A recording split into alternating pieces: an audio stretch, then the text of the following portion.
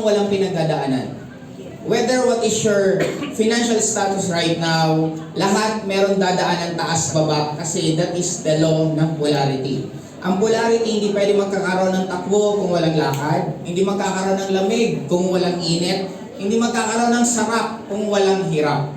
Now, kung papipiliin po kayo lagi ng sound kung nasa hospital kayo, kasi kayo sumagot ng diretso sa akin, papipiliin ko kayo ng sound na gusto niyo pong marinig.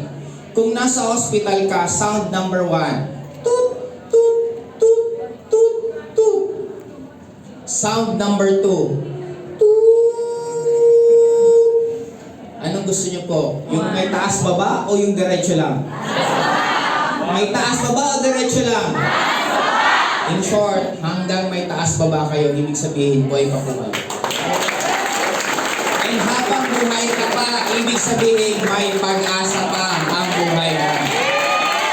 Hindi po kayo dapat kakabahan kasi sa daming pinagdaanan nyo sa buhay nyo, sa daming problema na dumaan sa inyo, sa daming gusto mo nang bumitaw. Pero tumuloy-tuloy ka pa lang, hanggang ngayon buhay ka pa rin naman, tama? Yes! Ibig sabihin hanggang ngayon, nakalagpas ka pa rin sa pinagdaanan mo.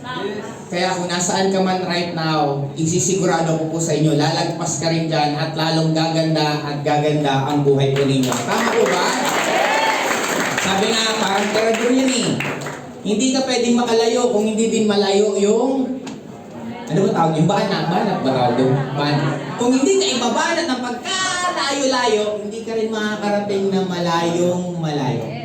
Kaya kung nandun ka sa stage na feeling mo, banat ka na, sigurado ko matatapos din yan. At pag natapos yan, katulad ng kwento ni Eric, konti lang naman dinasal niya, pero tingnan mo ang binalik sa kanya.